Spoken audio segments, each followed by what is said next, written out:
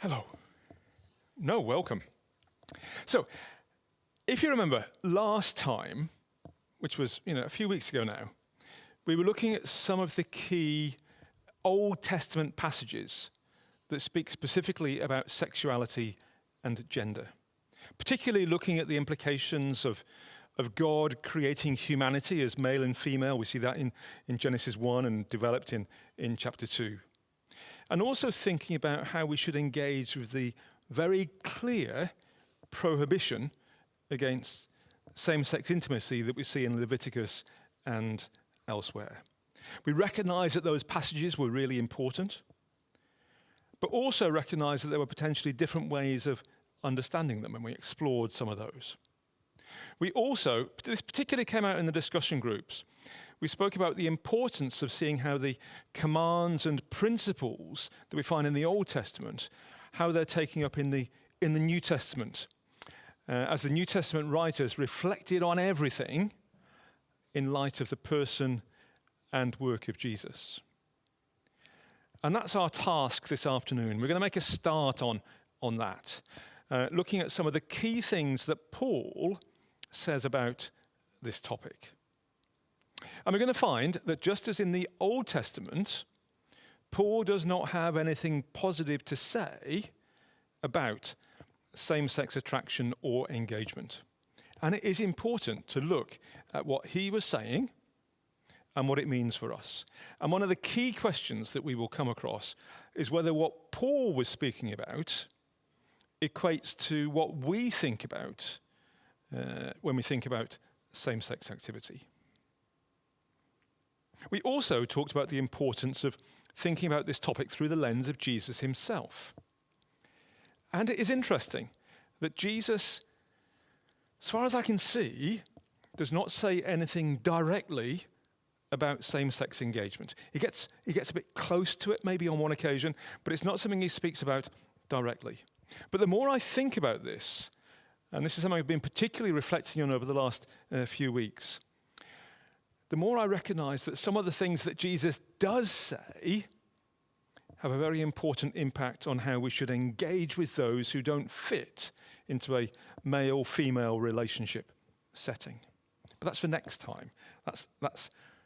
We're going to go there in our next session in 2 weeks' time. This afternoon, we're going to focus on some of the things that Paul says. And the key passage is towards the end of Romans chapter 1. And most people would see Romans 1, 18 to 32 as the passage that contains Paul's most strongly worded condemnation of same-sex attraction and activity. But before we look at that passage, it's important to understand the context in which it fits. In the first part of the chapter, Romans 1, 1 to 17, Paul introduces himself. He's never been to Rome. He doesn't know the believers there. He's planning to go and visit them, and so he's introducing himself. He summarizes the good news about Jesus. He asks God's blessing on the believers in Rome, assures them of his prayers, and speaks about how much he is looking forward to being with them.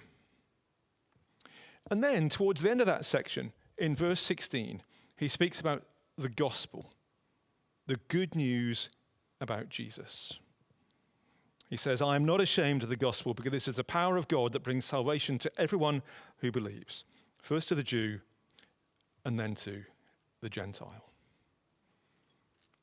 It's basically saying whoever you are, whatever group of people you fall into, the way of coming to know God is through Jesus. And in chapters 2 and 3, he develops his argument.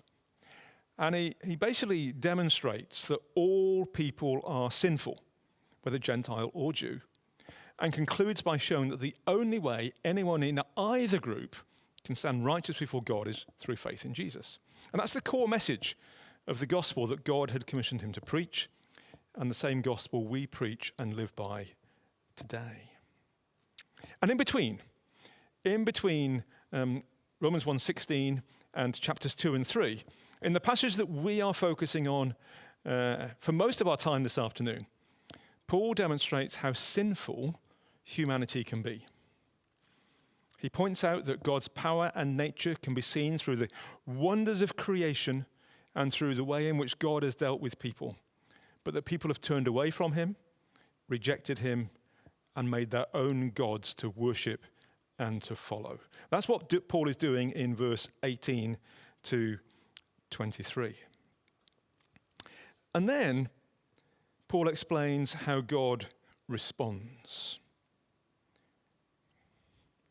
He's saying, because of the way people have turned against God, rejected him, followed after idols, this happens. Therefore, God gave them over in the sinful desires of their hearts to sexual impurity for the degrading of their bodies with one another. They exchanged the truth about God for a lie and worshipped and served created things rather than Creator, who is forever praised. And here Paul is saying that what God has done is he has given people over to the sinful desires of their hearts. This should cause us to stop and think about the seriousness of what is being said here. It's not just that God has let people do what they want to do. There's some active thing that God has done to give people over to the consequences of their actions and their desires. Note that nothing specific so far has been said about same-sex activity. Paul is just talking about sinfulness in general. People who turned away from God, turned to idols, and how in response God is judging them for their sin and subjecting them to punishment. And it's a similar idea to what we see in the Old Testament, where eventually, after hundreds of years of his people pursuing idols, God sends them into exile so they can learn that he is God. It's hard for the people to endure, but it's designed to draw them back into relationship with him. Here, in Romans 1, the consequences of people's idolatry, Paul says, is moving into sexual impurity. And throughout the Bible, we see these two things, idolatry and inappropriate sexual activity, being linked together. One often leads to the other. And then Paul goes on to provide a bit more detail about what he's talking about. And there's two parts. Verse 26 and 27 is about shameful lusts and shameful acts. And 28 to 32 is about what comes from having a depraved mind. So Paul's focus on same-sex attraction and engagement is just two verses in a much bigger argument. We need to take them really seriously. But we do need to understand the context in which they appear. And that's why I've sort of painted that picture. So what does Paul say in verse 26 and 27? Let me read that to you. Because of this, God gave them over to shameful lusts. Even their women exchanged natural sexual relations for unnatural ones. In the same way, the men also abandoned natural relations with women and were inflamed with lust for one another. Men committed shameful acts with other men and received in themselves the due penalty for their error. Paul sees this as not good. He speaks about shameful lusts, shameful acts.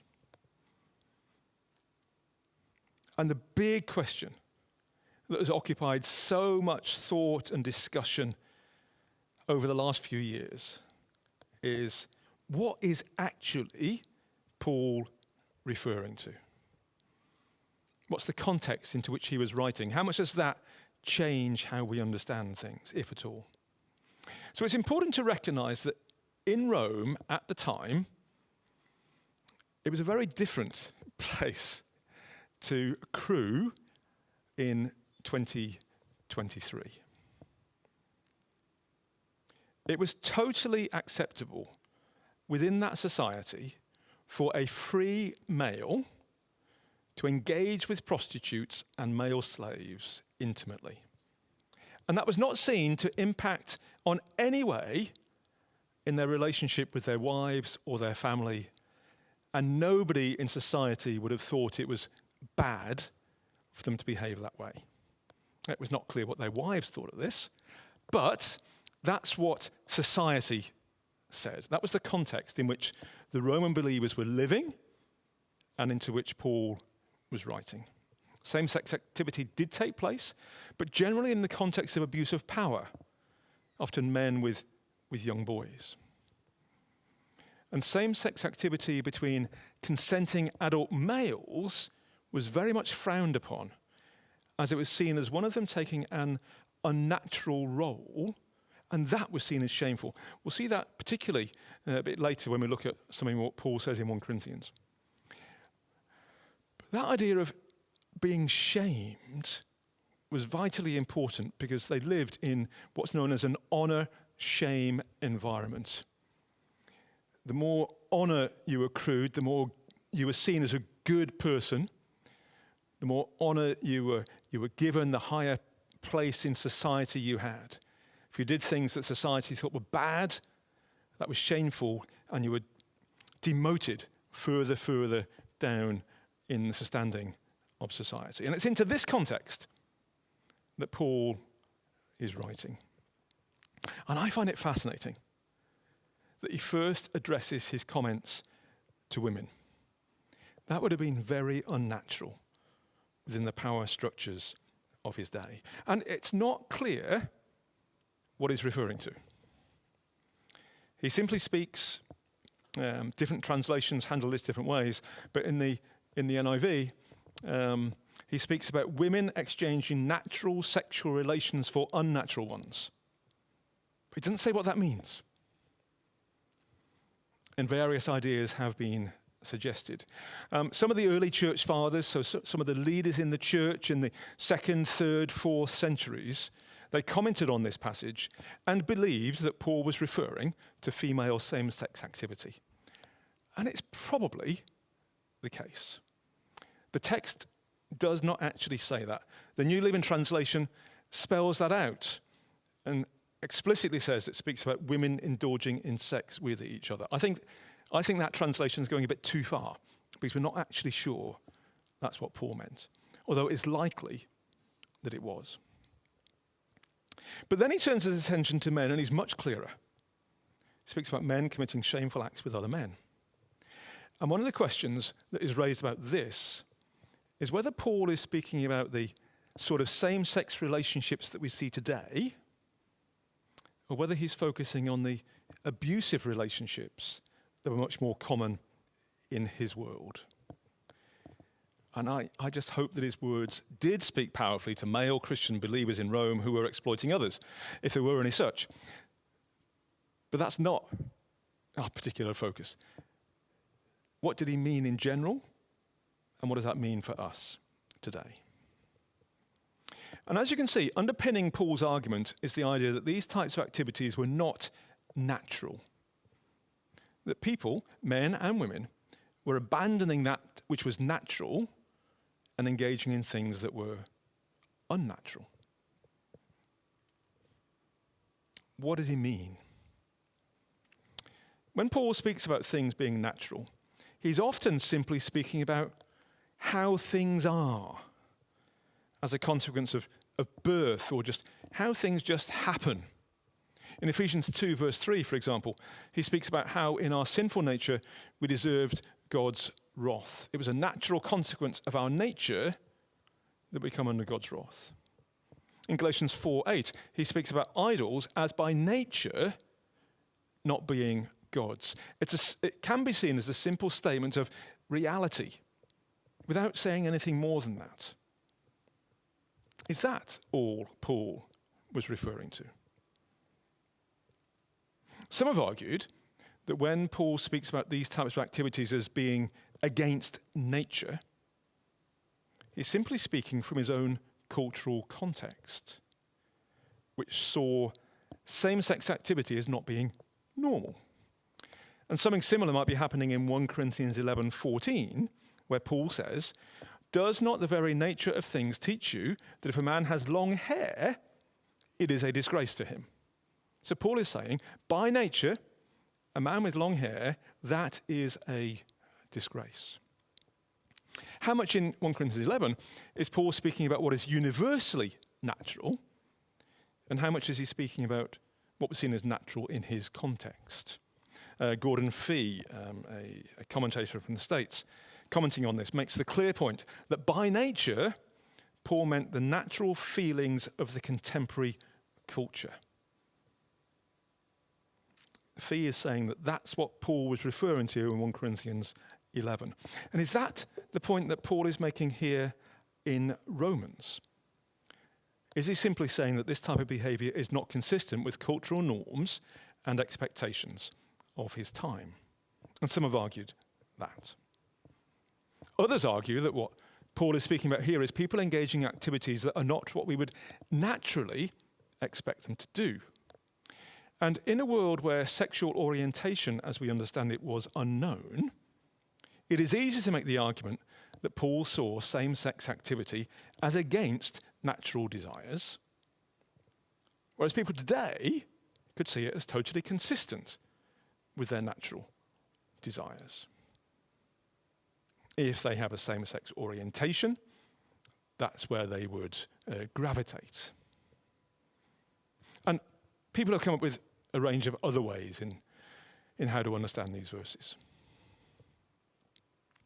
The long-standing orthodox understanding of this passage, my understanding as well, is that Paul is condemning all intimate same-sex activity. But there are other ways of understanding the text, as I've explored some of them. And there'll be an opportunity to discuss that shortly and see what we think. But as we do so, it's important to bear in mind the other things that Paul speaks negatively about. The focus of verse 26 and 27 is shameful lusts and the actions they lead to. But then in 28:32, Paul turns to depraved minds and the actions that flow from that. Furthermore, he says, just as they did not think it worthwhile to retain the knowledge of God, so God gave them over to a depraved mind so that they do what ought not to be done. They have become filled with every kind of wickedness, evil, greed, and depravity. They are full of envy, murder, strife, deceit, and malice. Gossips, slanderers, God-haters, insolent, arrogant, boastful. They invent ways of doing evil. They disobey their parents. They have no understanding, no fidelity, no love, no mercy. Although they know God's righteous decree that those who do such things deserve death, they not only continue to do these very things, but also approve of those who practice them. The New Living Translation refers to this as foolish thinking, resulting in things such as envy and murder and strife, things which we would deplore. But Paul says that it also results in things such as gossiping and slandering and being arrogant and boastful and disobeying parents, not being faithful, not being loving, not being merciful. Things we would recognize as not being good, but do we put them in the same category as the other things Paul is speaking about here? And that raises the question of, are we consistent with how we see and apply these verses from verse 26 to 32? Or do we just focus on some of them? But before we get to discuss that in groups, it's important to note that Paul picks up this theme, or a very similar one, later in 1 Corinthians 6.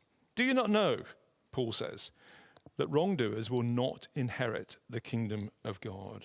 So again, this is a serious thing. Do you not know, Paul says, that wrongdoers will not inherit the kingdom of God? Do not be deceived. Neither the sexually immoral, nor idolaters, nor adulterers, nor men who have sex with men, nor thieves, nor the greedy, nor drunkards, nor slanderers, nor swindlers will inherit the kingdom of God. And so Paul is basically reciting a list of people who would not inherit God's kingdom.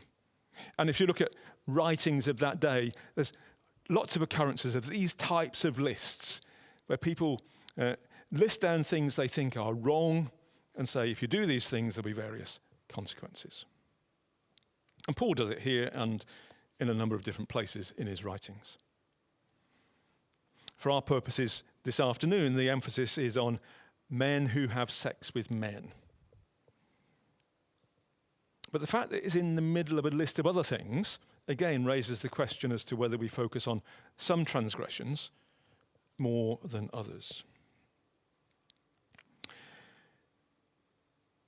The two words translated men here, men who have sex with men, are from two different Greek words, just to make life really complicated.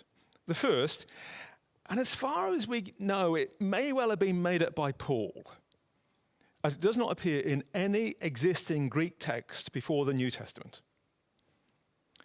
It means a man who engages in sexual activity with another man, normally understood as the one who is acting in the dominant role. And the second word normally means something like soft or fine. And in this context, it's normally understood to be the man acting in a more passive role. And there's a footnote in the NIV, and I think it summarizes this really well, that it says the words men who have sex with men translate two Greek words that refer to the passive and active participants in homosexual acts. In a male-dominated world, which is where Paul was living, where his Roman readers were living, taking the passive role in intimate relationships was seen as shameful for a man. And so such relationships would have been unacceptable. And just as it was shameful for that person, it was shameful for the one who was doing it to him. So is Paul again calling out something that was generally recognized as shameful in his culture?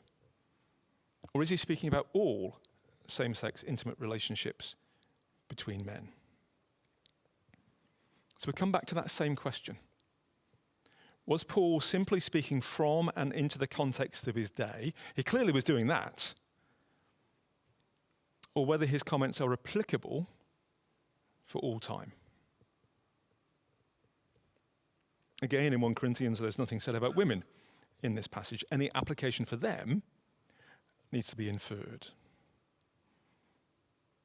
And Paul picks up this theme again in 1 Timothy 1 verse 10, but doesn't really add anything to what we see here. So I'm not particularly going to explore that. And apart from potentially a reference in Jude, that's about what the New Testament says about this topic. Not pages and pages, but some really significant statements that we need to take into account. And so overall, while Paul is clearly speaking negatively about the idea of same-sex activity, the question we need to wrestle with is whether what he is speaking about equates to the same-sex activity of our day.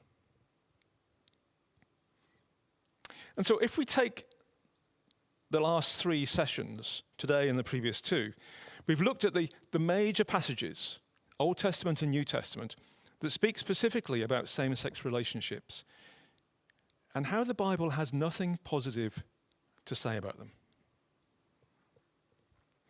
And even if we argue that what they're speaking about is different from how we understand same-sex relationships today, then we might be able to end up by saying that the Bible is silent on this issue. We might say it's not speaking about what we're talking about today or what we see in society. But that's a long way from endorsing it. So I think we need to recognize the clear negative way in which the Bible speaks about this topic, whatever it is speaking about when it does so. We're going to split into groups to discuss some of this in a moment, but before we do that, I want to mention something a gentleman called Richard Holmes says. He's a theologian up in Scotland. I have a lot of time for many of the things he says. And when I was doing some reading on this, Holmes has contributed to this. And one of the things he says I find quite interesting.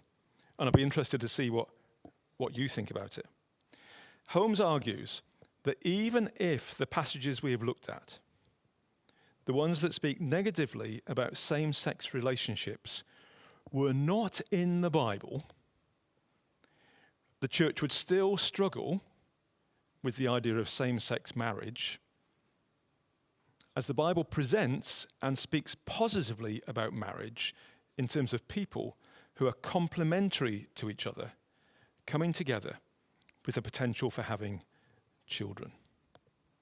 What Holmes is saying is that the end-to-end story of the Bible, even if you take out those half a dozen passages that we've looked at, I'm not saying we should, that's not what Holmes is suggesting, but even laying those aside for a moment, the big story of the Bible speaks positively only about people in other sex relationships. What do we think about that? So, 4 areas I'm going to ask you to think about. When we think about this idea of unnatural and shameful acts, what did Paul mean? And when I give you these papers in a moment, you'll see I am asking you what you think he meant. But before that, I'd like you to consider a more general question. When you come up against passages like this, where there are different ideas and different ways of understanding it, how, in general, do you try and determine what you think it means? What process do you go through? And then what do you think about this specifically? The actions due to depraved minds is thinking about, where do we balance this question of same-sex activity with all the other things that Paul speaks about as negative? What do you think about this statement about not inheriting the kingdom of God in 1 Corinthians 6? What is Paul speaking about, and how does it apply? And what do you think about what Richard Holmes said? So hopefully that will give you something to think about for a few minutes. I'm going to ask you to split into groups, maybe 3, 4 groups, and we can take 25 minutes or so to think through those questions. Thank you.